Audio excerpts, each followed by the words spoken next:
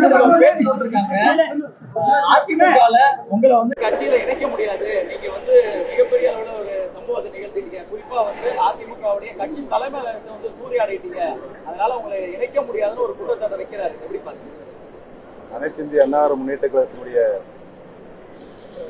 கட்சியுடைய அலுவலகத்தை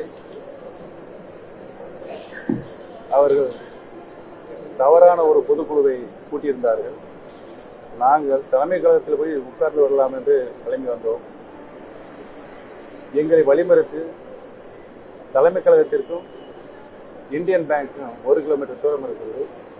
எங்களை வழிமறித்து 8 மாவட்ட கழக செயலாளர், சென்னையில் இருக்கின்ற 8 மாவட்ட கழக செயலாளர், அங்கே நாங்கள் இந்தியன் பேங்கை நெருங்கின்ற போது நாங்கள் வந்த டெம்போ டிராவலரை தாக்கினார்கள்.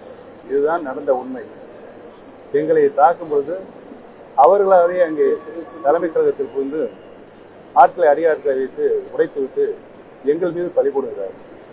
இது அனைத்தும் காவல்துறையுடைய இருக்கிறது, பதிவில் இருக்கிறது. கட்சியில இல்ல, நான் இணையன்னு சொல்றேன். பிரிந்து கிடக்கிறது அனைத்து இந்திய அண்ணா முன்னேற்ற கழகத்தினுடைய சக்திகள் இணைய வேண்டும். இணைந்தால்தான் வெற்றி பெற முடியும் என்ற சூழ்நிலை உருவாகும். அதைத்தான் நான் திரும்ப திரும்ப சொல்லிக் கொண்டிருக்கிறேன். அவருக்கு அனைத்து இந்திய அண்ணா முன்னேற்ற கழகம் வெற்றி பெறக்கூடிய வாய்ப்புகள் எந்த காலத்திலும் இருக்கக்கூடாது என்று தன்னுடைய நடவடிக்கையை தொடர்ந்து செய்து கொண்டிருக்கிறார். ஒற்றை தலைமை வந்தால் அனைத்து தேர்தலிலும் நான் வெற்றி பெறுவேன் என்றுதான் எங்களை தலைமை கழகத்தில் பேசினாங்க. ஆள வச்சு ஒரு தேர்தலையும் வெற்றி பெற முடியல. அவராகவே பொதுச்செயலாளர் விலகிக் கொள்வதுதான் அவருக்கு மரியாதையாக இருக்கும். இல்லை என்றால் அவர் அவமரியாதையை சந்திப்பார்.